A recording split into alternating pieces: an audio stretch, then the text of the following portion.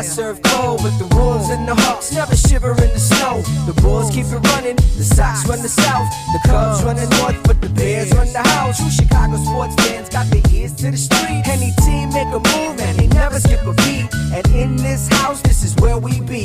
Welcome to the show with E-Rock and Big Z.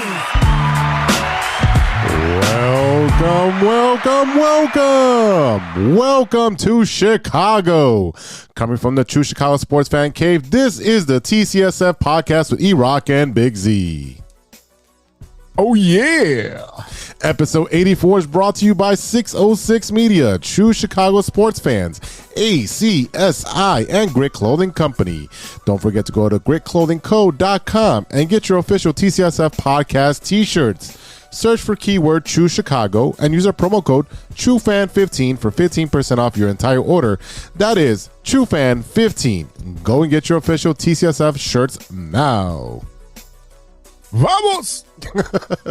As always, I am Big Z and I'm here, my boy E-Rock. What up, E? What's up, Z? What's up, ladies and gentlemen? Welcome to the show. If you're a first timer or a long timer, please remember to hit that subscribe button, that notify button, and go ahead and give us a review on your listening app of choice. You can find us on Facebook at True Chicago Fans. You can follow us on Twitter at True Chi Fans and on Instagram at True Chicago Sports Fans. Don't forget, you can support the show with a monthly subscription at anchor.fm/True Chicago Sports Fans. Go on over there and click on support, and you can subscribe for as low as 99 cents a month. Listen, do you like the show? I do. Are you a fan? I am. Then tell your friends, and they'll tell their friends, and we can all be friends. Ladies and gentlemen, springtime is on its way, and maybe you need a fresh start. So let me tell you about a great opportunity with our friends over at ACSI. With over 50 expert technicians in the Chicagoland area, ACSI offers a one-stop shop for telecom wiring. Whether residential cable installation, fiber to the home, or commercial structured cable wiring, ACSI is a proud partner of Comcast and Astound, powered by RCN. Fans, let me tell you the most impressive thing about ACSI. The ACSI crew did their thing during the COVID-19 pandemic, and ACSI was awarded HACIA's 2020 Contractor of the Year award. The best part is that ACSI is growing bigger and better than ever. ACSI is now hiring for field sales technicians and project managers. Check out acsi.tech. That's acsi.tech and click on careers to apply today. ACSI's equal opportunity employer. Go get you a job. Please go get a job. Z, what's up, brother? It has been 2 whole weeks, and yes, I saw you on Super Bowl Sunday. We had a great time, just eating a lot of chili and a lot of booze. I think we ate too much because the booze had no effect by the end of the night.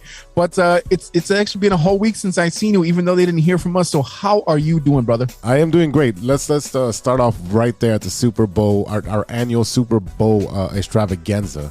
There was pizza. There was chicken dip, there was vegetable dip, there was bean dip, there was chili, there was chips, there was beer, there was tequila. I think there was some kind of sweets. I didn't get to the sweets. I stayed away from that, thank God.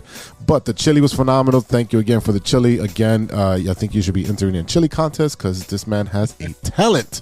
But ever since then, it's literally me watching NBA basketball, and more specifically, it's the Chicago Bulls. Zach LaVine is out, but I'm watching the King of the Fourth, DeMar DeRozan, take over games, scoring 40 points, getting 7 games straight, beating Will Chamberlain's record of 7 games at 50% or more, and scoring 35 points. Right. Points a game, yeah, so he's been doing phenomenal. He's winning me a lot of money. So thank you, DeMar DeRozan. I am trying to cash in. And the Bulls also got Tristan Thompson. Yeah, I mean that was reported that once he got let go by the Pacers, that the Indiana coach is like, well, he's gonna go somewhere, and it starts with a C, ends with a Chicago. So that's where he'll go.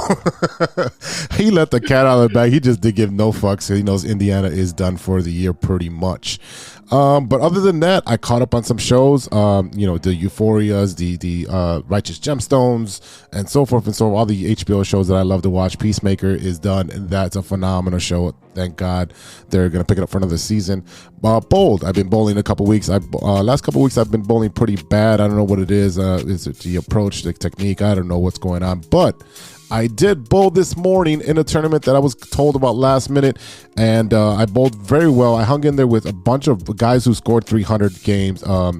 I held on with 290 something with my handicap. They gave me 90 points off the back just because these guys are so fucking good. And they're like, yeah, you kind of suck, so we're going to give you 90 points of a start off. So I took those 90 points and cashed them in, and I was top 10. But yeah, I didn't win any money. Some guy kept winning every single pool, and I was matched up against the two guys who had 300 games. It was ridiculous, so you do a pool and they put you in a different bracket, and so you're playing this person for the first game, you're playing this person for the second game, and move on and so forth. So I had two different brackets, and for the third game I'm playing the two guys with 300 games. So I had no chance.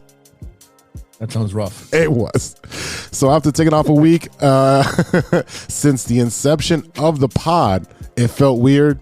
I literally woke up, on Monday morning. I'm like, okay, it's time to edit. And there was nothing to edit. I did a little bit of work on the side, little side projects that I'm working on for the show for you guys to listen to. But that's not ready yet. That's still simmering. But I am refreshed and ready to go. How was your week? Yeah, man. It was so great to have you guys over Super Bowl again. Yeah. Chili, of course. We did the buffalo chicken dip. We did a chili dip. I think, what was it? There was some brownies, and there was a bunch of chips and beer. That's yeah. I literally was sober the entire time. It's crazy. It's crazy. I don't know if that's just because I'll tell you what, like on Super Bowl Sunday, I probably spent 5 hours straight just eating. And for me, like, that's not something that I normally do. Even when I get a big plate of food, I'll eat half now, and like 2 hours later, I'll eat the other half because I'm getting older and my body can't handle all that food at once anymore. Plus, I'm smart enough now to leave room for the booze, and that's the thing. I remember going to B-Dubs back in the day, eating a whole shit ton of wings and then looking at my full beer like, oh, I'm supposed to drink that whole thing. No. If you pour me a beer, I'm gonna drink it. So that's how that goes. But yeah, I mean, it was a lot of fun. Like you said, taking a week off, which we've never done. I've been gone from a couple episodes. I'll be gone next episode. We're going to Kentucky. But yeah, I mean, like, it must have been weird for you to take that little break. But I think FOMO, being the fact that we do a show every single week, I mean, it's nice to take a break every once in a while because we report on news. But yeah, I mean, like I said, finally getting a chance to sit down and watch a game without having to like write all the notes and all that stuff. It was great. Rams and Bengals, and last time Danny was here with us, and we all picked the damn Bengals. Yep. And they almost pulled it off, and hey, we were all wrong. But yeah, it was great to kick back, take a break. I started watching a couple shows, and hopefully I remember what shows they were so I can remember to watch them again. And just like you, Bull, what do I do? Well, I go thrifting. That's what I do. And I got a couple of gems. I found a very early, I want to say probably mid to late 80s version of a Chicago Bears trivia game, still with the plastic on it, a little beat up, but it still had the plastic on it, and you could see the price tag said $29.99, and it also said Sears on it. So that was pretty cool because you will never see that ever again. Nope. I found some really great Under Armour gear, Adidas gear, and I accidentally bought a pair of joggers with a huge hole in the ass. Okay, stop right there. How does that happen? Do you pull out the joggers like, hey, these look pretty cool from the front, and don't look at the back?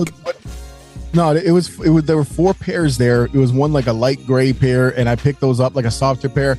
There was another like black pair, but I saw a pair that was like kind of remember those windbreakers we used to wear back in high school, like that material. So I was like, all right, okay. I got a soft pair. I grabbed those. They all looked fine when I was there, and then I got them home and I put them on. I was like, oh, that's weird. A little drafty back here. Yeah, it is. It's a little cold back here. So yeah. That's one of them occasions where the only thing those are good for is in case you got diarrhea, and I'm not going to be wearing those. I already threw them out. And look, it's the win, lose, and draw of thrifting. You know what I mean? Like, like I said, I got some good gear. I got some like Under Armour gear that like is normally like $40. I got them for like $2.99 a piece. Nice. I'm good at this shit, but yeah, that one didn't work out for me. So that's a small. It is L. what it is, my friend. Small L. Come on, yeah. I mean, Small. like, yeah, that's a lowercase L. That's right. That's not a big L. That's No. that's a lowercase L. And yes, I did go to elementary school, ladies and gentlemen. So hey, it is what it is, brother. Sometimes you win, sometimes you lose, and I had a lot more W's than L's, so I'm happy with it. But yeah, man, look. No sports, man. There's no sports to watch right now. This week, there's no Bulls, and the entire Blackhawks organization is a total disgrace. Yeah. All the way down from, all the way up from the mountaintops, the Rocky Tops, if you will, all the way down. So fuck them. We're not going to talk about them. So instead, we're going to recap the NBA All-Star Weekend festivities in the bottom line, and of course, stirring the pot and what you looking at. But first, this is the Big Three with Big. Thanks, Z-Rock. I'm Big Z, and you're not. Nope. Now for today's stories. It's weird to be back doing this, man. Getting to my timing back. All right, for today's stories, story number 1. Los Angeles Rams quarterback Matthew Stafford was seen turning his back on a photographer after she fell off the stage trying to take a picture of him and his wife during the Super Bowl celebration. Did you see this dude? This is wild. So, look, I feel bad for the young lady. I think I don't remember her name, but yeah, she was trying to take a picture of these two, and he was clearly drunk. And let me tell you something. If I was in Detroit for 12 years and I finally got out, I would get drunk too. Yeah. Because Detroit is a piece of shit. And yeah, I mean, you imagine how Jared Goff feels right now, knowing that you were the fucking piece that you were the piece that they had to get rid of to win. You know what I mean? So yeah, Matt Stafford drunk as hell. There was a meme out there that Tom Brady was telling him, hey Matt, just a word of advice, throw water in there every once in a while. I'm sure it wasn't real because we saw Brady stumbling last year after the Bucks won. He was throwing the Super Bowl trophy around like nothing all across the bay. But Matthew Stafford was literally inebriated. He was drinking 1942. You can tell that you seen him on the podium doing a speech and slurring and clutching a bottle of 1942. So I don't remember this was before or after, but I think this was before the whole. No, this is after. Oh, this is after. Okay, great. His speech was after this happened. Oh yeah, so he was already super inebriated. So he's there in the corner, and the lady tried to take a picture. She takes a step back and then disappears out of the frame. And he goes, whoop, I'm out. That's literally what he says. I'm out, and starts walking away like, doo-doo-doo-doo, and walks away. And then his wife is like, oh my God, and then goes towards him. Obviously, she's the one that's of common sense there because she's not inebriated. The photographer ended up fracturing her back. She's okay. Yeah. She fractured her back. She broke all of her equipment. And I think the next day, Stafford and the wife released a statement saying they're going to pay for the medical bills and for the equipment and take care of her. Yeah, I mean, that's the right thing to do. A lot of people were debating if Matt Stafford's a bad guy because he was drunk and he saw the lady fell and he was like, whoops, and he kind of turned around. I mean, Look, it's if you have ever been drunk, sometimes you make questionable decisions. You're not really in the right mind. So I mean, like it's hard to blame him for what happened. I mean, you can't really blame him, but I think the big thing was like he didn't jump down to help because he would have probably broke himself too. You know what I mean? And right. Matthew Stafford had actually help. Yeah, he's actually had a back surgery. So and he's already inebriated. So if he tries to save her and she pulls him down, that could have been catastrophic for both of them. We don't know how that would have turned out. So I mean, yes, he was inebriated, but the fact that he didn't touch her, that he didn't cause it, and he didn't make it even worse. Because let's say she's on the floor and he moves her neck or whatever, and she becomes paralyzed. So the best thing to do was to leave it alone and call the professionals, which is the paramedics that were very close by, and they were called over. So thank God she's okay. And congratulations to Matthew Stafford on getting out of Detroit. And winning the championship. So I think that's a goal for anyone. Speaking of Michigan. Speaking of Michigan, story number 2. Juwan Howard, yes, that Juwan Howard, and the Michigan's men's basketball team lost by double digits to Wisconsin this past Sunday. And then moments after the final whistle, the Wolverines head coach lost his cool and slapped the Badgers assistant head coach in the head. Now I'm going to stop right here because the headline says he threw a punch. And I've watched the video multiple times. He did not throw a punch. He slapped him. He bitch slapped him. And that's what he got because the coach gave him the DX fuck you, and or suck it, whatever. And that's why he got bitch slapped. So this man is he's Juwan Howard, and you're a little white guy, and you're gonna say, here, come suck it, and then you get bitch slapped.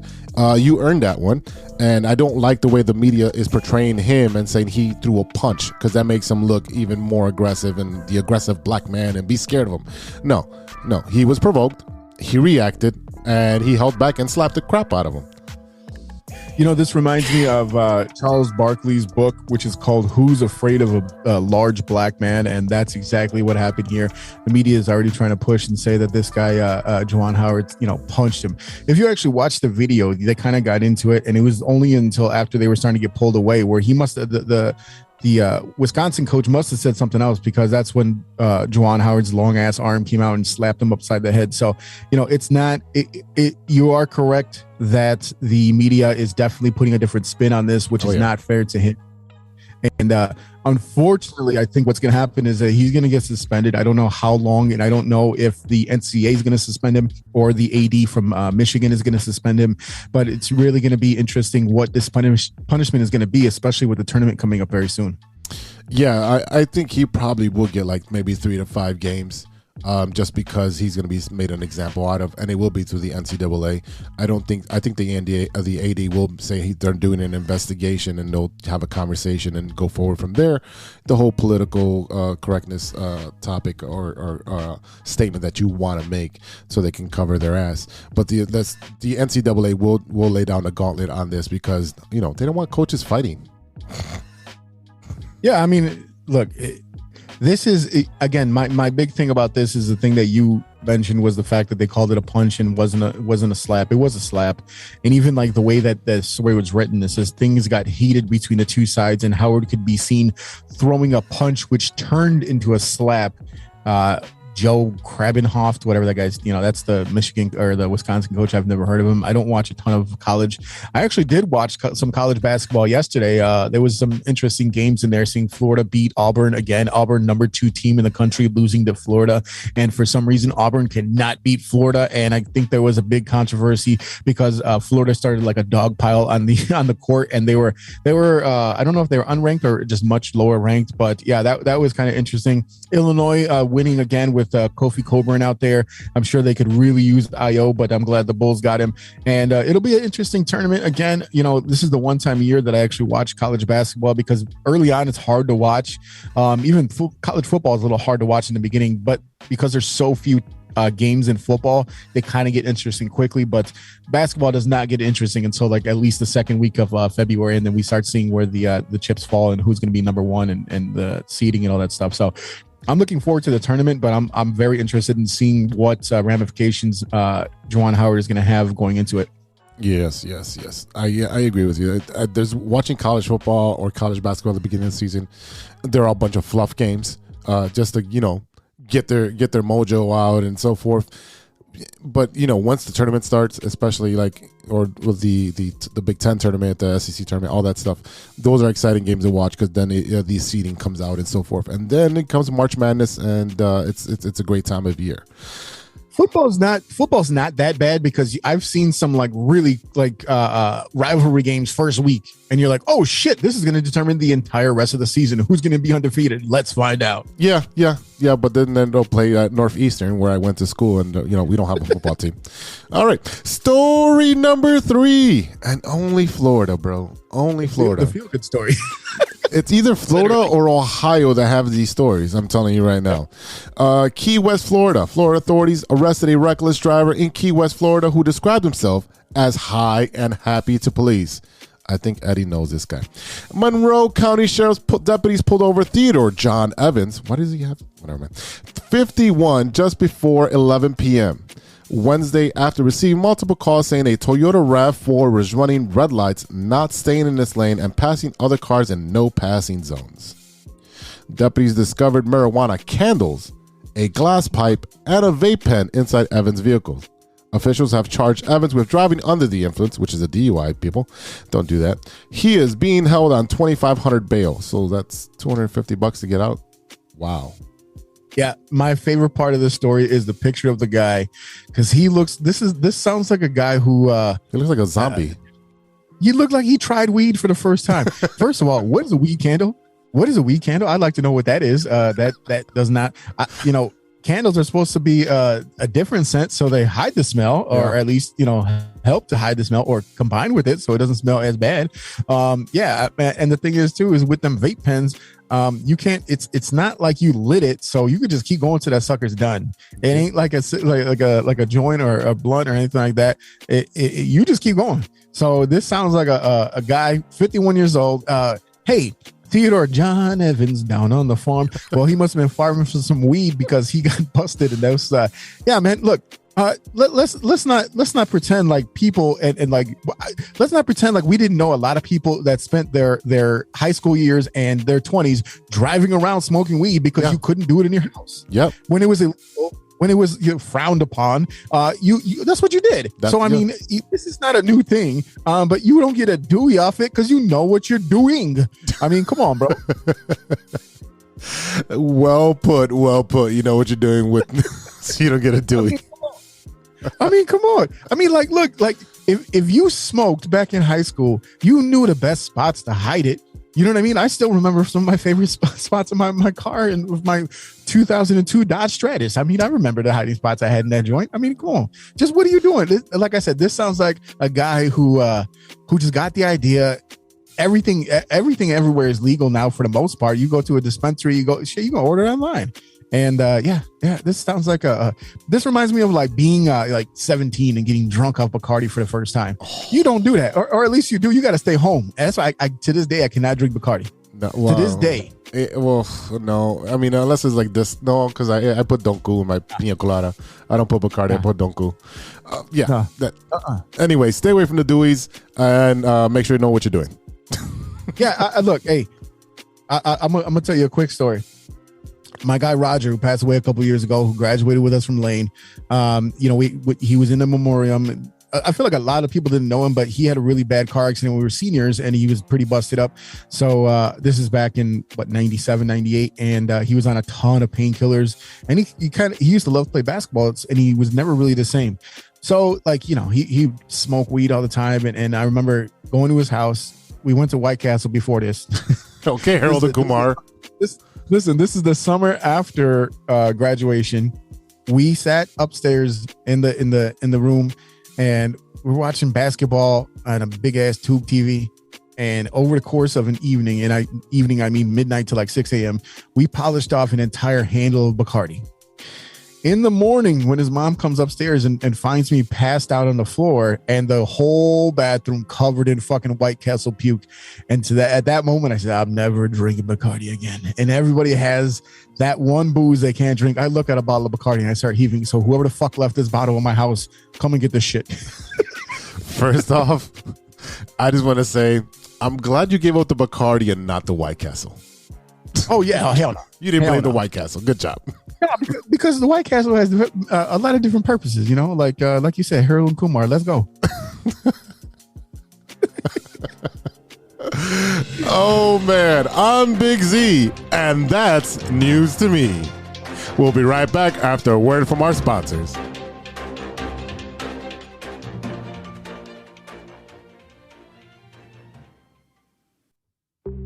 Hey, true Chicago sports fans, show off your Chicago pride with some fresh clothes from Grit Clothing Company. At Grit Clothing, they create that simple yet classic style that represents that Chicago Southside lifestyle. From t-shirts to hoodies, hats to glassware, they've got you covered. Grit has everything you need to represent your Chicago pride, so do it right now. Check out gritclothingco.com and use the promo code TrueFan15. TrueFan15. For 15% off your entire order. Let me say it again. That's gritclothingco.com and use the promo code TrueFan15 for 15% off of your entire order.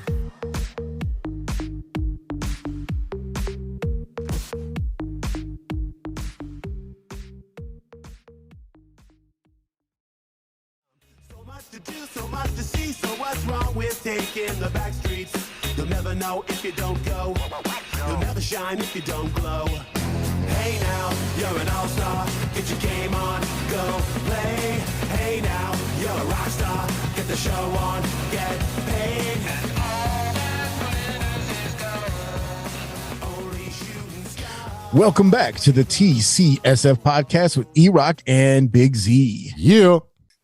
This is the bottom line. And that's the bottom line.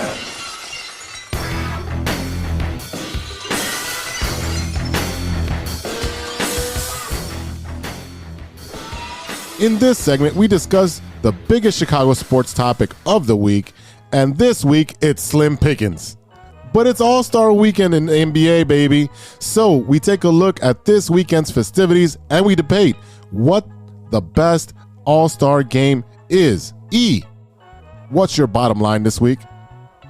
Yeah, baby, All-Star Weekend. This is a very interesting time because you have the NFL Pro Bowl that was a couple of weeks ago. You got the NHL All-Star Game, which no one ever watches, and I have no idea what happens in that. And then you have the NBA All-Star Game, which everyone in Chicago knows very well because, well, we just had it here a couple of years ago, and Jordan's famous dunk with that poster, which is so dope with the Winston in the background when they used to have cigarette ads everywhere. So, hey, Zach LaVine decided, hey, I won back-to-back slam dunk contests, so let me go and try to win this three-point contest. So for the second time, he made the attempt to be the only player in NBA history to win both the dunk contest as well as the three-point shootout. Well, then that didn't work out too well as he only hit 14 points in the first round, which was the lowest of the field. Here is a quick breakdown of round one. Zach LaVine from the Bulls with 14. Fred VanVleet from the Raps, only 16. You got Desmond Bane from the Grizz with 18. CJ McCollum now with the Pels with 19. Patty Mills with the Nets, only 21. And Karl Anthony Towns from the Wolves, 22, the dark horse. Trae Young, 22, and Luke Kennard from the Clips, 28. So Luke Kennard goes in the second round as the leader in the clubhouse. In the final round, in somewhat stunning fashion, Karl Anthony Towns from the Wolves polished off the competition, scoring 29 total points to take home the crown. He was seen trying to get Shaq's attention as Cat openly said that he wants to become the best shooting big man of all time. And winning a three-point competition normally dominated by guards is definitely a way to get your name out there. Cat talked about his victory after the contest. So, yeah, I mean, Karl Anthony Towns, it was kind of amazing to see him out there. He's popping them. You got that Mountain Dew ball, and he beat out Trae Young by one. Trae Young with 28, and then Luke Kennard, who moved on to that second round as well, got 26. So very interesting, very cool to see the big guy out there cheesing. He's been through so much during the COVID pandemic. Right. I want to say his grandmother passed away, his mom passed away. He lost a bunch of family members to COVID. So he's been on a big struggle and a personal struggle that he's gone through in the past couple of years. So it's really cool to kind of see him win a contest, start to kind of develop into what he would like to be considered, which is the greatest shooting big man of all time. So he's going to have to compete with KD, right? Don't you agree with that? Because KD is a big man, and he can shoot the three. Is he a big man? Is he what is he, 6'10", 6'11"? Kevin Durant looks like if you took a stick figure that someone drew in kindergarten and just stretched the shit out of it. Oh, like a stretched Armstrong. They hand stretched it. Yeah, so I mean, it's kind of bizarre. Mike Logic will always sit there and talk about how great KD is, and he's just so awkward and hard to watch for me. I mean, it's just this. He always looks so frail. I'm always afraid of him, like literally crumbling like a gingerbread man every time he takes the court. He's not AD, sir. He's not AD. Anthony Davis down again. KD. No, I'm saying no. Anthony Davis is out again. That dude's been out of gingerbread. No. Well, yeah, that's true. Yeah. AD. Yeah, David. I don't know what the hell's going on with that guy. Every time you see him, it's like he's his knee is getting ready to disintegrate. It's his knee, his ankle, his back, his shoulder. He's just made out of gingerbread, and he's gonna have to be put out the pasture pretty soon. He's gonna have the what could have been kind of Grant Hill career, where he's gonna get healthier, but he's gonna be way past his prime at that point. Yeah, but I mean, he has a title. He went to the Lakers and they got a championship. You know what I mean? So that's he's got that going for him. He's got that going for him. Damn you! Got the whole Yeah, I know what you're saying, but damn, you can't. Carl Anthony Towns beating Trae Young. You cost me another $300. I had Trae Young and I had Obi Toppin, which is the next segment we're going to go into, winning the dunk contest. And then I had what? No, go ahead. Oh, no, I see your hand come up. And then I have Antetokounmpo winning the MVP. Ooh, That's right, baby. Shit. Holy shit. Do it again. Nope. I'm going to stay on the top of the mountain and you have to take me down. I'm going to go out as a winner. One and done, baby. That's right. I'm out. Hey, I got a quick question for you, man. How did you do with your gambling on the Super Bowl? 0 for 4, 0 for 5. No squares. I know you won some money, and so did Gigantor. Well, Gigantor bets like everything, so he's bound to win. Yeah, he's bound to win something. Yeah, but yeah, I mean, I think we turned a $10 square into $500. We won. We hit on the second and the final with that 3-0. So I mean, as soon as I got those numbers, I was like, those are great numbers. So we should do well. And we've been lucky. We've been lucky the last couple of years, putting a little bit of money on the on squares for the Super Bowl. We come out. I think the first 2 years we came away with 100, so 500 was pretty fucking sweet. You want to know what was not sweet? What? Fucking dunk contest. It sucked ass. It's look, it sucked ass with a straw. Let me tell you something. Ugh. Yeah, exactly. Sounds you have experience. Obi Toppin won, but that's because he managed to actually hit a dunk in the final round. Yeah. And after the rest of the field just completely blew it. Greg Anthony's son did a cool thing. He was leaning on his New York roots, and he was wearing a Knicks jersey, and he threw on a pair of Timbs for the first dunk, and he was trying to dunk over his son. And I won't even mention his son's name because he was so bad. The whole thing was bad. Let me tell you something. The whole thing was just painful to watch, and even Reggie Miller and D Wade were clowning the contest. Yeah. And the only one who seemed to be enjoying it was Kenny the Jet Smith. And look, Reggie and D Wade said the dunk contest should be moved up in the evening so that it wasn't the last event of the night. Yeah. And after such a shitty performance, I'm starting to think they're right, man. They are completely right, because we don't have the echelon of the stars competing anymore in these dunk contests. You don't have the Vince Carters, you don't have the Sean Kemps, you don't have the Michael Jordans, you don't have at the top echelon super duper stars participating anymore. That's not happening anymore. You're getting the rookies, the sophomores, and maybe you get a veteran that is coming off the bench. Is like, you know what, I could make some extra money if I was in a dunk contest. I got nothing else to do.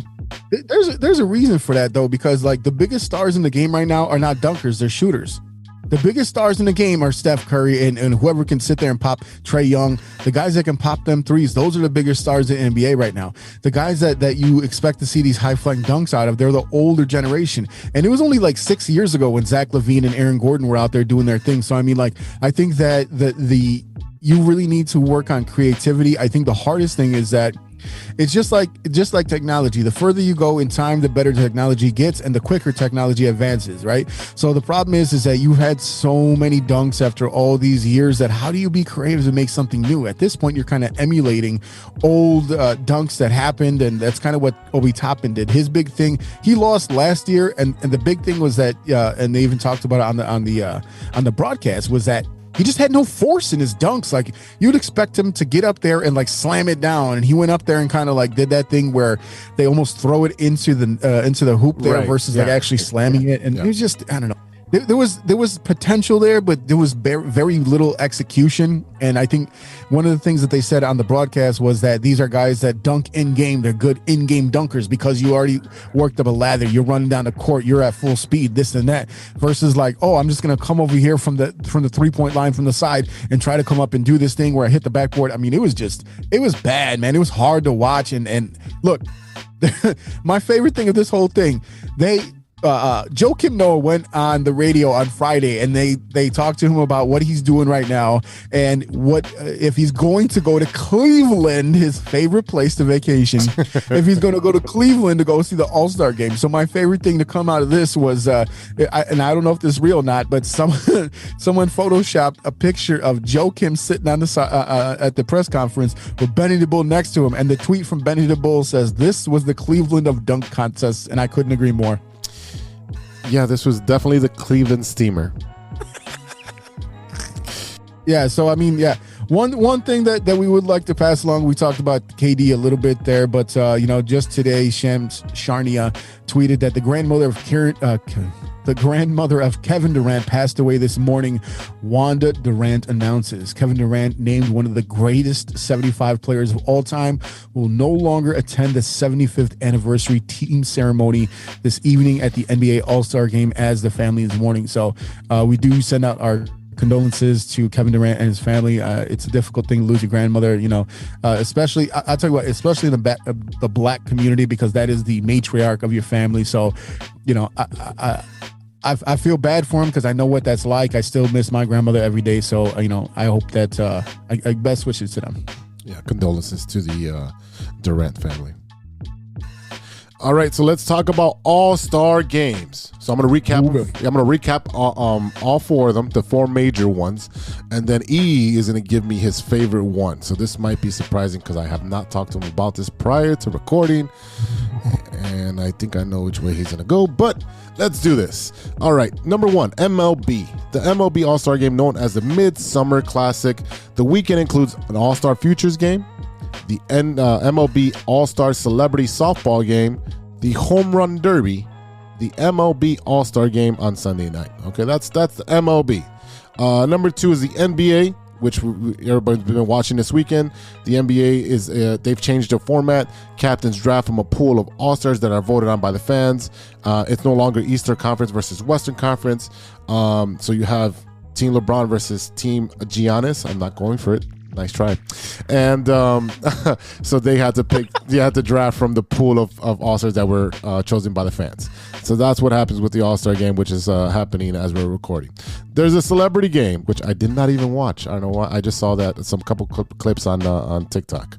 The Rising Stars game, which is these rookies versus sophomores, and they also did a tournament style this year where they had veteran players as coaches. They had Reggie and a bunch of other coaches, and they had about 4 teams, and they played up to 20. First game of the round was up to 50, and then the championship game was up to 25. So there was no time except for a shot clock. That was an actually interesting thing, but I won't digress into that until we get it later. The 3-point contest and the skills contest, and then the NFL AFC versus NFC game, the skills showdown, including events like precision passing, thread the needle, best catch, fastest man, and epic Pro Bowl dodgeball. Okay. And number 4, the NHL skills competition and All-Star game. Not creative at all, NHL. Not creative at all. All right, so E, now that you've heard all 4 options, which one is your favorite? So looking at this list here, you only mentioned 3 because NHL don't count, because who gives a fuck? So I'm gonna give you my order in starting 3, 2, 1. Ready? Yeah. So number 3, I'm gonna give you the Pro Bowl. Okay. AFC versus NFC Pro Bowl. I mean, it's after the season. No one's hitting hard. I didn't watch it this year. I don't think anyone watched it this year. I do like the skills showdown. I really want them to kind of go back to the old format when you saw I saw one from like 1999 when Jim Harbaugh was up there trying to throw. It was like a long throw as far as you can, and like thread the needle and all that stuff. That stuff is pretty cool. I didn't see this dodgeball thing. I never knew they did that, but it sounds cool. That part of it I like. So that's my number 3. Number 2 is going to be the NBA. I think the captain's draft is kind of cool. I kind of wish it was back to East versus West, but the thing is that West you have all these gigantors, and on the East you have a lot of guards and skinny guys and things like that. So It's kind of cool that they mix them up. You end up where you don't have like this year we have Levine versus DeRozan instead of them being on the same team. So that part of it is cool. The celebrity game is always kind of funny. I didn't watch it this year. Rising Stars game this year you had IO as a rookie, so that's always cool, especially when you got a guy guy, that dynamic playing in a game like that. Slam dunk competition was fucking garbage, but it's had its moments. I mean, Dominique, Nate Robinson, Spud Webb, Dwight Howard with the Superman. Like, there have been some very interesting. You had Blake Griffin going over at Kia one year, so there's been interesting ones. And I always love the 3-point contest. It's a very quick contest, but it's always interesting to see who thinks they can shoot, and the fact that a big man won it for the first time ever, that was really cool. So that only leaves my number one, which is obviously the Major League Baseball All-Star Game, the Home Run Derby, the Futures Game. I mean, look, the Derby and the All-Star Game, you can leave it at that, because those are the ones that we watch, and those are the interesting ones. You got the Futures Game. Okay, you watch minor leagues. The celebrity softball game, those are kind of fun, but these are usually the same persons they regurgitate and they put them into the NBA, except that in the NBA they throw a couple of rappers in there to kind of, for the urban crowd. And but the Home Run Derby, man, I love Home Run Derby. When the game was free on Game Pass on Xbox, that's all I did. I didn't play the games. I just hit the Home Run Derby. Could pick like Babe Ruth versus like Sammy Sosa. You know what I mean? Like, that's the only thing I'm doing, and it's just about timing. And you got some of those cool stories where like a dad is pitching to his son and all that stuff. Where like, so that to me, and combined with the fact that it is the only one where it's not bunched up with the other Pro Bowls and All-Star games. The other three are kind of bunched up within like a 2-3 week period. Right. So you really don't get a break from that to kind of get that hunger, that thirst for it. But right in the middle of the summer, you're taking a break, you got you a cold brew, you watch out Home Run Derby outside, a patio, whatever it is. It's just way more fun. So, funny enough, because you ranked them exactly how I wrote them down on the outline. So, I'm just saying, I was right. And let's move forward. Let's move forward. Yeah. So I am going to agree with you. The NHL All-Star Game is probably the least watched one. Doesn't count. Don't even talk. Don't even mention that shit. Yeah, moving on. The NFL Pro Bowl. You know what? Don't hit each other. Just make it a flag football game. The skills part is cool. The skills part, I think some of the stuff they should bring back. But the game itself, the game itself, just make it 50 yards and make it a flag football game. And you know what makes it even worse is that they don't go to Hawaii anymore. You know how shitty that is? Like, I busted imagine someone that just lost in the AFC Championship or the NFC Championship, and you got to go to Orlando instead of Hawaii. I mean, who's trying to go to Orlando? Unless you're going to Disney. No one's going to Orlando. Yeah, it was Vegas. Not on purpose. It was Vegas this year. But yeah, I do. It's the same shit. You know what? They should actually make them do different things. Make them do a dunk contest. Make them do like golfing. Like putt. Make them do odd stuff that these big girthy men can't usually do, unless you're Von Miller and dunk. You like not you. You say girthy? I like how your ears perked up on that word. But number one is MLB. They do it right, and it's probably the only thing they do right in MLB. It is the All-Star Game, because right now there is no MLB. The celebrity softball game is one of my favorites, because you'll get the hometown celebrity in there. Like The Miz was in there when Cleveland was in there. You'll have Kevin Hart out there. I remember when Jenny Finch pitched to Barry Bonds and struck him out on 3 straight pitches. Yep. That's the stuff you want to see. That's interesting to me. The Home Run Derby, hands down, is probably the best thing aside, I would say, Home Run Derby, then 3-point contest. Those are my number 1 and number 2 things to watch. The Home Run Derby, I watch it in Spanish. If you've ever watched soccer in Spanish, it is the most exciting thing in life. So imagine putting that with baseball. And these guys are so excited when there's a home run, and the celebration they exude is ridiculous. So I will watch it on ESPN Deportes always, because it's fucking hilarious. Yeah, when they pull out the soccer, like that shit is fucking Wakata la pelota. Dile no a esa pelota. Yeah, they're dope. I love them. So we need Mike Rodriguez out here again, bro. Oh yeah, we gotta get him on for MLB. Yeah, for sure. Oh man. So yeah, so look, that is the greatest All-Star game. I mean, you're not wrong. It's one of the few things that MLB is doing right now. The labor agreement is absolutely ridiculous right now. We're already getting word that they are going to be pushing back spring training. I think we kind of saw that. I would say with this, the most frustrating thing about it is the fact that the season ended in November? and now we're in February, and we're supposed to be going into spring training, and it's so depressing because I don't know about you, but for me, when I hear spring training, I look at them out in the sun and having fun and just, the random split squad games and all this shit. It reminds me that summer is on its way. The weather is about to get nice. We can open up the pool. We can start barbecuing again, at least when it's hot outside. We can barbecue in the winter, but I mean, it's what brings you hope that everything's going to come back to life again after that long, cold, dreary winter. And it's frustrating because, you and I, it's the longest season, and you and I talk a lot of baseball, and there's really nothing to talk about right now. And I'm over here watching because there's no sports. All you got is the Olympics on right now, and the Winter Olympics are just garbage until the Jamaican bobsled team pops up out there. I'm not paying attention to this damn figure skating, and I'm over here watching on Marquee Network. You got the Phillies versus the Cubs in 2008. That's the game that I'm watching right now because there's literally nothing else on. So, I just watched Mark DeRosa get an RBI, which was pretty cool. But I've already missed baseball.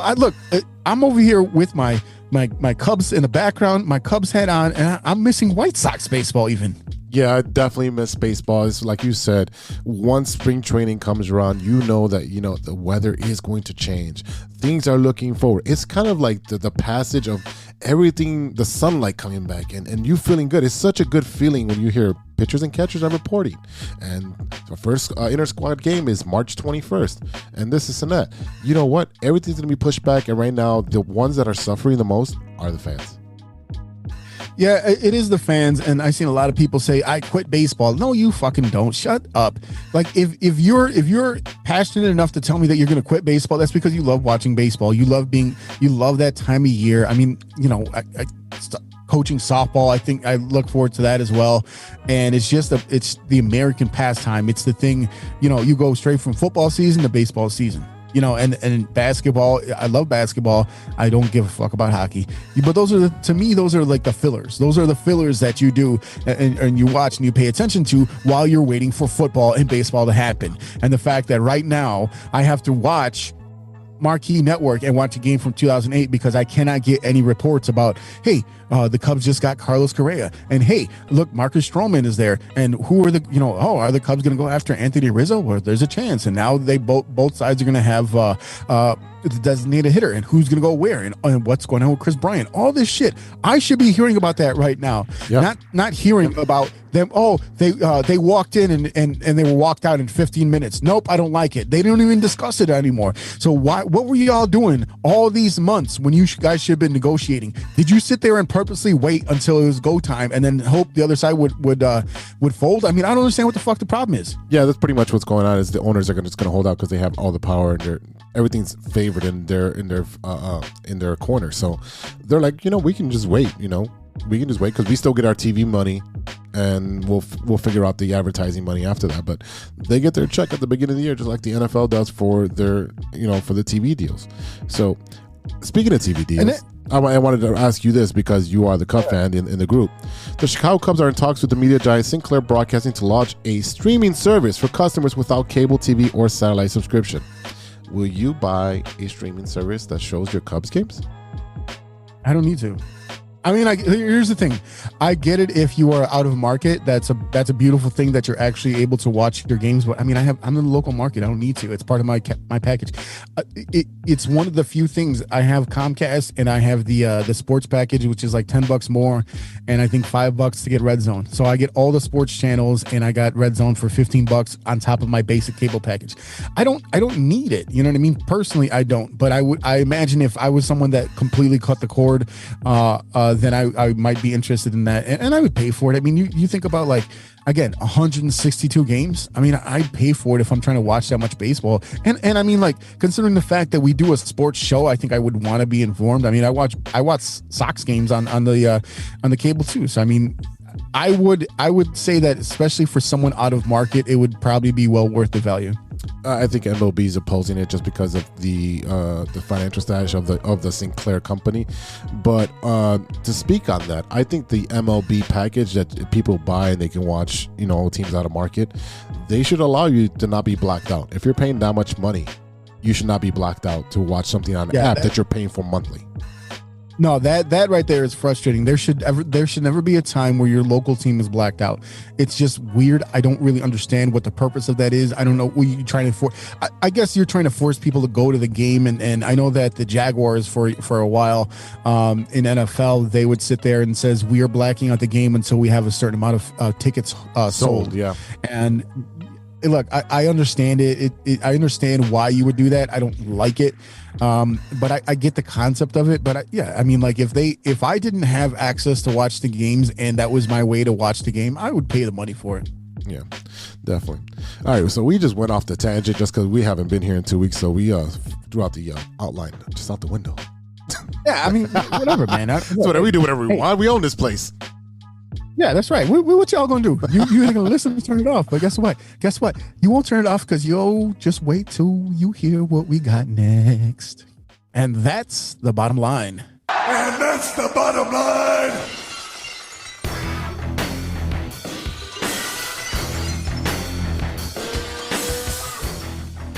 All right, fans, we'll be right back after a word from our sponsors.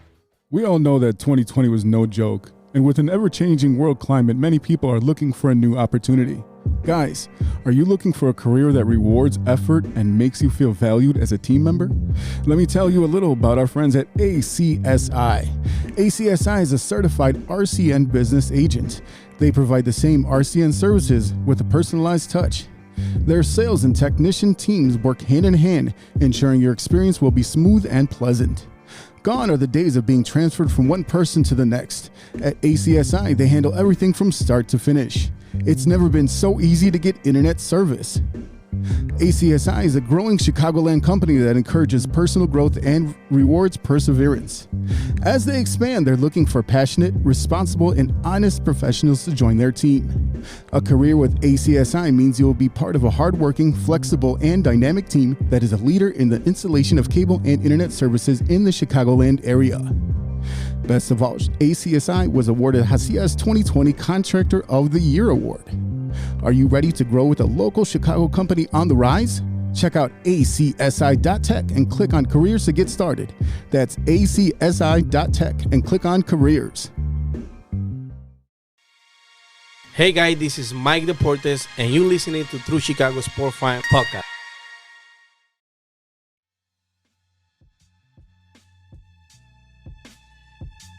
Welcome back to the True Chicago Sports Fan Podcast with E-Rock and Big Z. Yeah. It's that time again, brother. Uh-oh. You know what time it is. Oh, boy. It's time for Stirring the Pot. All right, E, what do you got for us this week? Oh, man, we actually got a sports stirring the pot this week. So, as we all know, Tom Brady retired, right? He retired from football. Apparently the story leaked a while ago. He was kind of pissed off about it, but he finally came out and announced that he was retiring.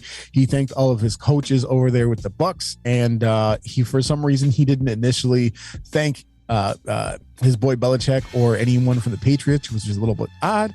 And then the story kind of came out that he might be leaving because of his relationship with Tampa Bay Bears head coach Bruce Arians, who should have been the Bears head coach, but that's neither here nor there. Right. So now we're hearing that there's a possibility that Brady might not have completely closed the door on his NFL career.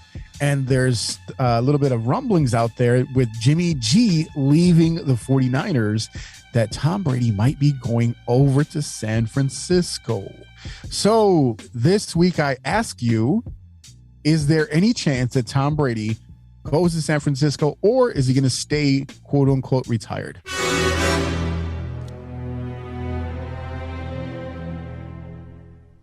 He's going to stay retired. This is all speculation. The man is done. He says he's walking away. He's got nothing to prove. He's got more rings than anybody that we know. He's besides Bill Russell with 11, he's the next man up with 7. So he's one of the greats, one of the GOATs. He's got nothing to prove.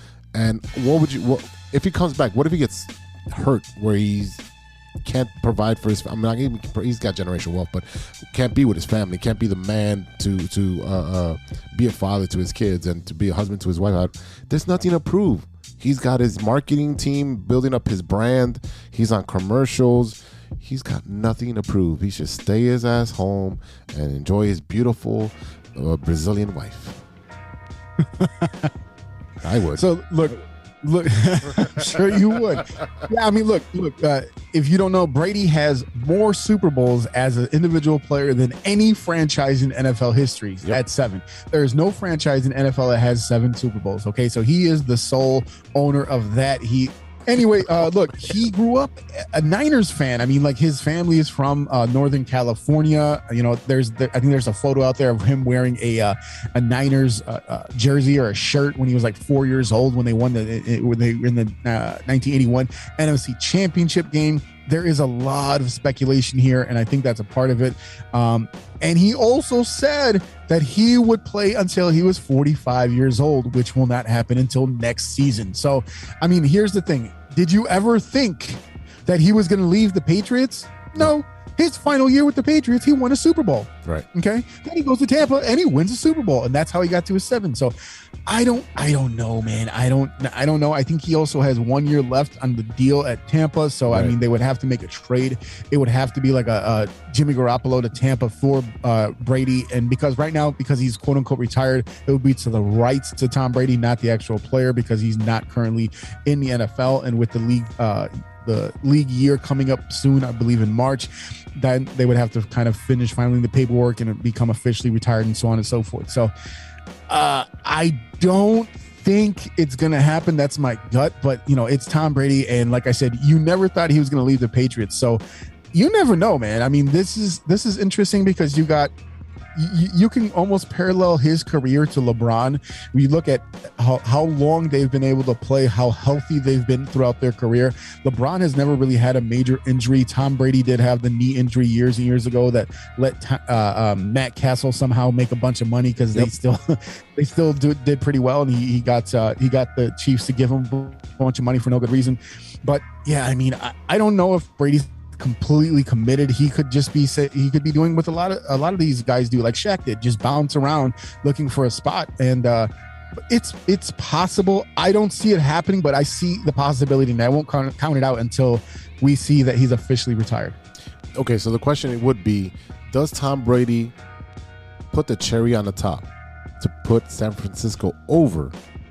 Because they're gonna have to compete with the Rams and any other NFC team that's going to come up as a rising star. Because the Rams, they're going to have a lot of moves to make and a lot of money to maneuver.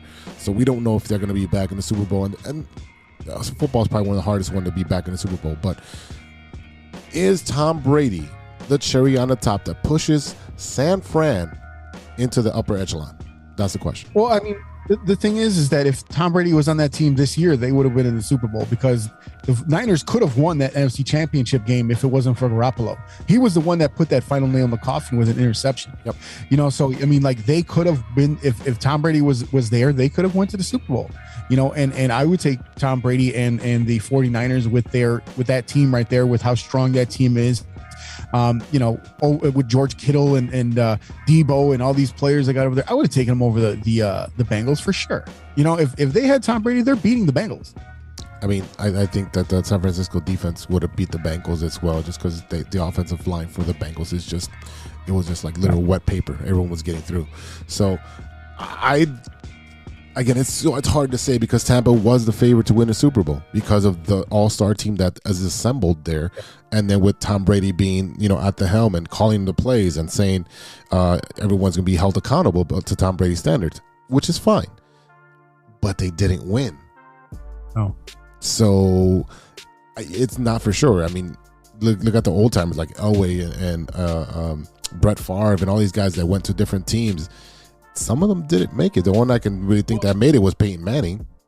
Elway stayed with the Broncos, and he finally got his Super Bowls those last couple seasons in Denver. So I mean that's what, yeah. But I mean, Peyton Manning went over there to Denver and got a Super Bowl, which was cool because he was able to get it with two different teams. It's not very common that you see a guy move teams, especially a guy that was on a team for so long. It's not very common that you see them move teams and have success. So like you saw Phillip Rivers go over to the Colts after a long career with the Chargers. You know, we see a little bit of movement point here and there. Brett Favre having literally the best year of his career 2 years after he leaves Green Bay. But yeah, it's not super common. You know, if there was one guy to be able to do it, it would be Tom Brady. Wouldn't put it past him, but I think that he should ride off into the sunset and enjoy that beautiful Brazilian wife. Giselle. Well, hey, the funny you mentioned about him making money. She makes more money than him, so it doesn't really matter. She's the breadwinner. They have generational, like they have like 7 generational wealth. They can put 7 families worth of I mean, it's just ridiculous. So, you know, go ahead. So talking about family real quick, you know, something that interesting that happened this week was, and it was during the All-Star game, LeBron James actually said that he would not rule out a return to Cleveland based on the fact that in a couple years, his son Bronny is going to be in the NBA.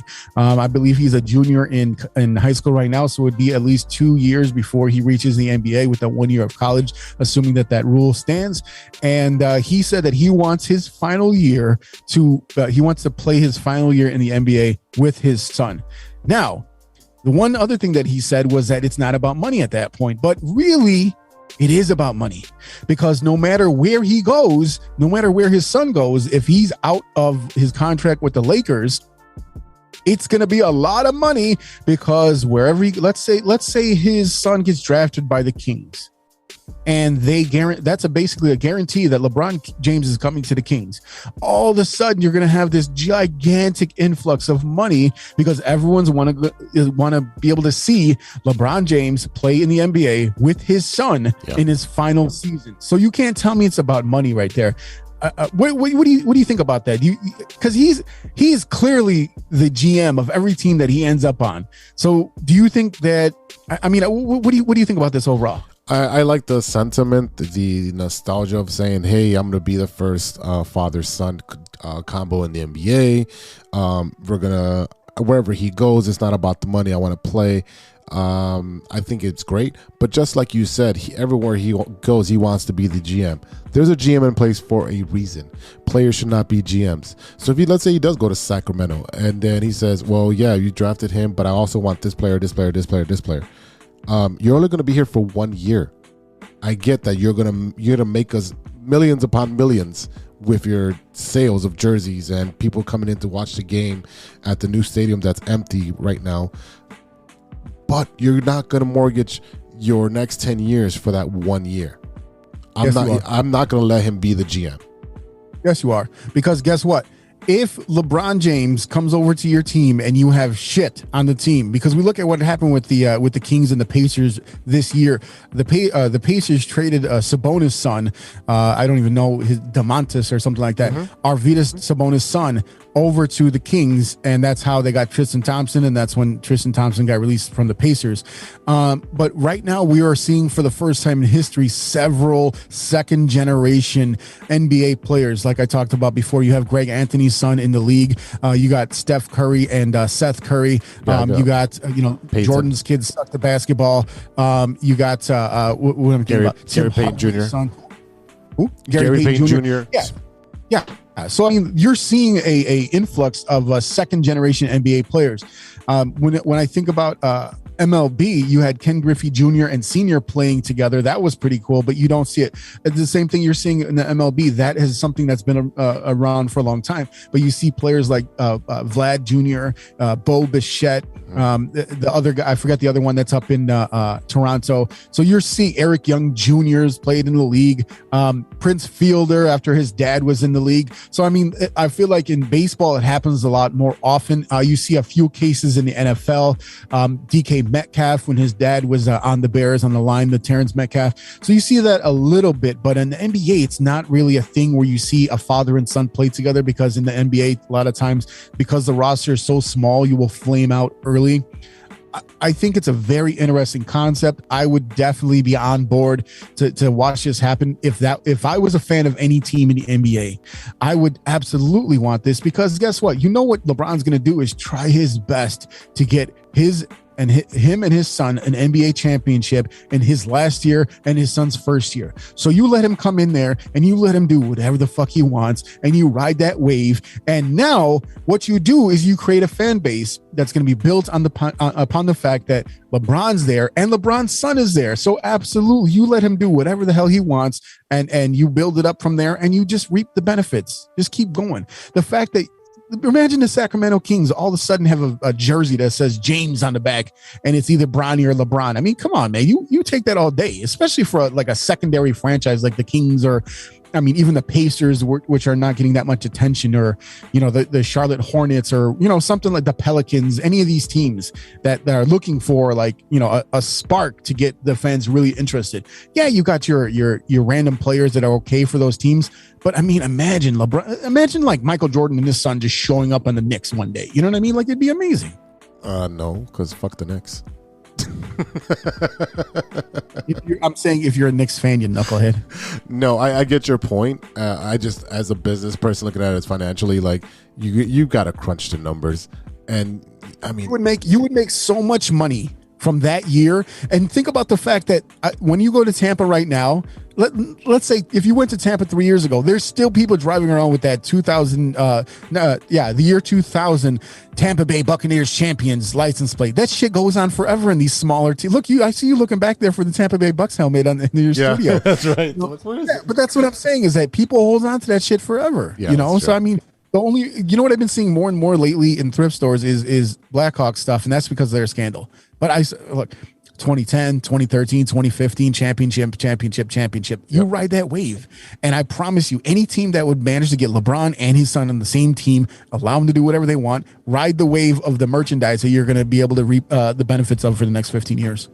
Yeah, the jersey sales will be out of this galaxy, because you got to get both of them now. You just can't get one. You got to get both of them, and then you try to get them both signed and so forth. So I see that, yes, you're going to get an influx of money, and they do need that because they bought that new stadium and the whole recreational area. They built it up, and because of COVID, they can't fill the retail stores. I actually did a whole, and when I was doing my MBA, did a whole report on the Sacramento Kings and what they were doing with the stadium and how they built it and how it's built differently, and it goes underground instead of above ground. Neither here nor there, but I do agree that the influx of money would be humongous, and I just don't want him being a GM. And if I was a GM, I'd be like, you know what, I'm just gonna get a bunch of two-year players, and that way, when you're gone, I'll have a whole new roster to turn over. Oh, and that's what he's been doing for the past, 10 years. You know what I mean? He went to Miami, picked out his own team, went back to Cleveland, picked out his own team, went over to the Lakers, picked out his own team. When he went to the Lakers, literally every player that was on that team is no longer there. He filled up the whole roster. You think about all the players, Alex Caruso, you got Kyle Kuzma, you got all these players that were on that Lakers team when he got there that they were terrible with him because they haven't learned how to play with him yet. And they're all gone from that team. He picked his own team. He filled out the roster. They got Westbrook. They got AD. They got all these guys over there. The MASH squad over there. And hey, if he can do it, he's going to do it. So, I will just say this. Once again, I'm right, ladies and gentlemen. Definitely be a great idea for any franchise to go ahead and do it anyway. All right. So now that we have gone through the oldest two players in the respective leagues with Tom Brady and LeBron James, hopefully you got your fill of sports for the week, because now I have a question for you, sir. What is it? What you looking at? What are you watching that isn't sports? All right, so what I'm watching that isn't sports, my brother from another mother recommended the show a couple days ago, and I already finished 2 seasons of it because there's really no sports on. City on a Hill with Kevin Bacon, and this is on Showtime. It's only 2 seasons, about 19 episodes, about an hour each. Kevin Bacon is a corrupt FBI agent, and he is in the city on a hill, which is Boston. So you have this takes place in the late 80s, early 90s. So you do have a lot of that going around, a lot of the corrupt stuff, a lot of debating with the FBI, the housing developments, and so forth. So it's a really good show. There's a lot of great one-liners by Kevin Bacon.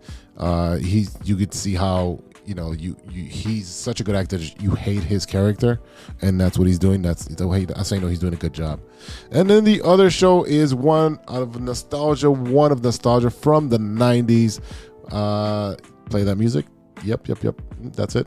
Yeah, it's called Seinfeld, ladies and gentlemen. I'm rewatching Seinfeld, and I'm laughing my ass off because a lot of this stuff still applies today.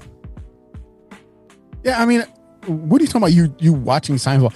I've been watching Seinfeld every single day since it came out on Netflix. Everyone's watching Seinfeld. Yeah, Come on, bro. Ever since it came out on Netflix, it's like my bedtime story. Yeah, I mean, I've been watching it every day. That's the Kevin Bacon show. That does sound interesting. I heard one of his co-stars is called Mary Eggs, though. Yes. I can't. That's your dad joke of the week, ladies and gentlemen. All right, man. What are you watching? Oh, baby. I've been watching a lot of stuff. I will start off by saying I started watching The Righteous Gemstone. Finally. Ooh. Finally, because again, the hope is that I don't forget that the show exists by next week. Yeah. I want to say I watched 2 or 3 episodes. The very beginning of the show is wild as shit. The whole thing with the robbery and all that stuff, and that was interesting to say the least. I'm wondering where this show is going to go with the son that came back home and all that stuff. So I'm looking forward to see what happens. And it looks like what are we in season 4 now? The new episodes coming out every day. I'm pretty sure I got a notification saying a new episode just came out today. It comes out tonight. So, yeah, it comes out tonight. Yeah. Tonight, today, whatever it is. I don't watch live TV unless it's sports or the news, so it doesn't matter.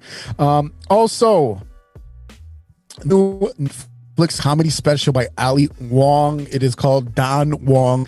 If you are not familiar with Ali Wong, she's freaking hilarious. She did 2 previous Netflix comedy specials where she was pregnant. One of them is called, I think, Baby Cobra, and I don't remember the other one. She is really, really funny. She did a movie a couple years ago about being a chef and all this stuff. So if you are not familiar with her, go and check it out. It's dirty. Make sure the kids are not around. As a matter of fact, go watch it with your girlfriend because it is really on point for couples. And very, very interesting. Also, the one show that I've watched the most, and I watched the whole one season that's available on Netflix. It is called Hot Date. It is actually a couple in Chicago. It's a sketch comedy show by a married couple, and they basically go through the life of relationships. They dress up as different couples and have different characters where you can see how everything develops and how they act towards each other and all this stuff. That was pretty funny. But the one other Chicago show that I watched, and I don't know if you've seen it yet, it's genius. It is the story on the kind of documentary. Part 1 came out on HBO, I believe. HBO and Netflix, I don't remember. And it was basically, this is going to be a 3-part special with his right-hand man from Channel Zero.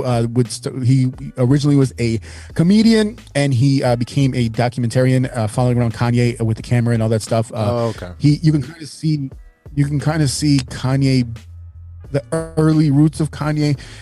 A lot of people don't like him as he stands. This is almost like a tribute to the old Kanye, right? When you say we miss the old Kanye, we hate the new Kanye. It's interesting. It's sad. It's enlightening. I've always said that he kind of went off the rails when his mom passed away, and you do get a glimpse of him working or interacting with his mom. It's really interesting, and I'm really looking forward to seeing what happens going forward. But seeing how no one ever believed in him. He believed in himself. He bet on himself. He became the one big rapper out of Chicago, because you really never had a big rap star come out of Chicago, and you had to go to New York to do that. So if you have not watched it, if you ever liked Kanye at all, this is definitely something that you need to watch. That's something that's actually on my docket to watch, that Kanye documentary. It looked interesting. I think one of my guys, Coco, was watching it and then put it on his Snapchat, and I was like, oh, I didn't even know that came out already. But that is something that I do want to watch. Go ahead. You know a man named Coco?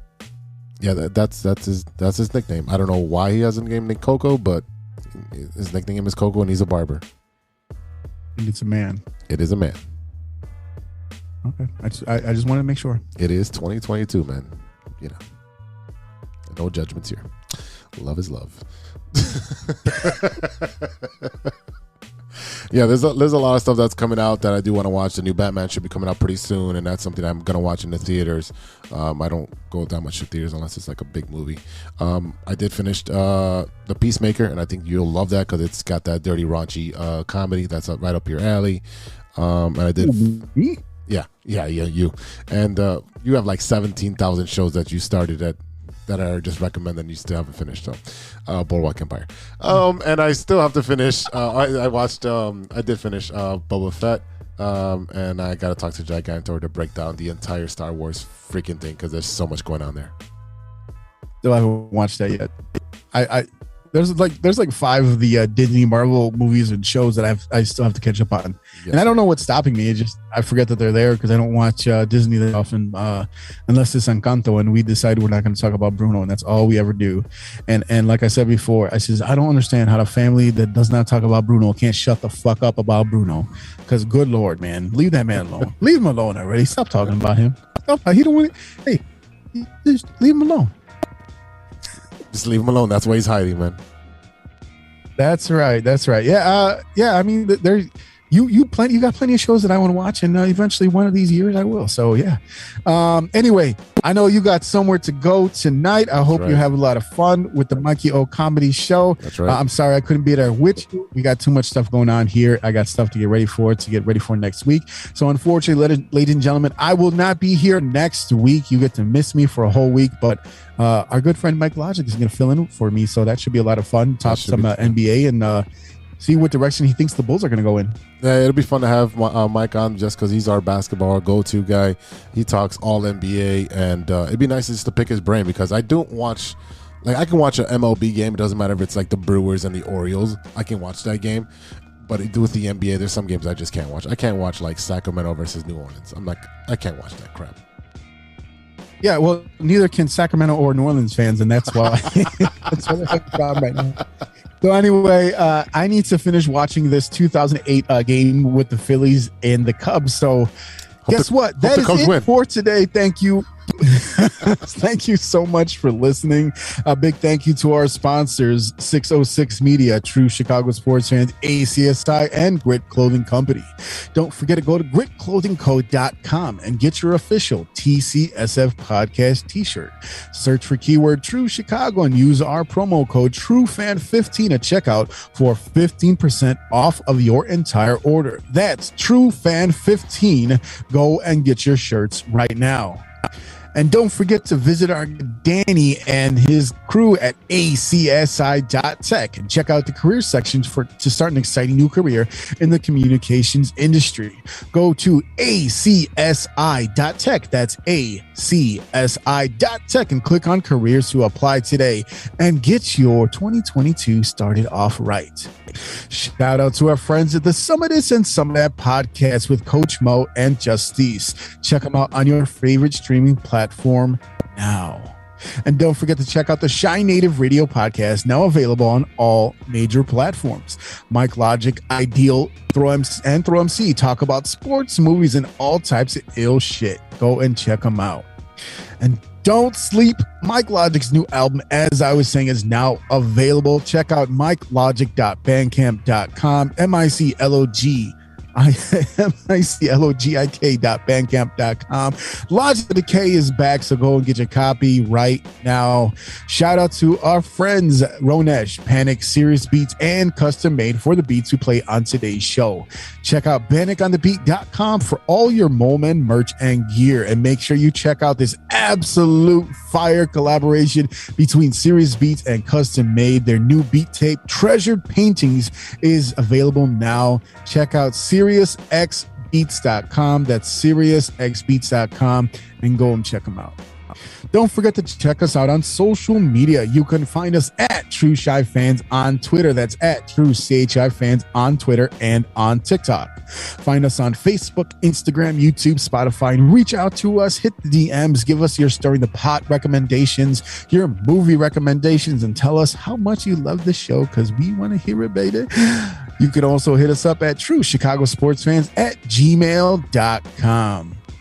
All right, y'all. For Big Z, this is E-Rock. He will see you next week for episode 85. Until then, be good to each other. For the love of sports. A few moments later.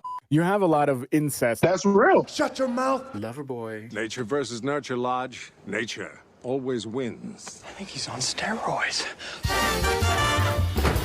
Hasta luego, amigos. That's all. I shouldn't have had those artichoke poppers.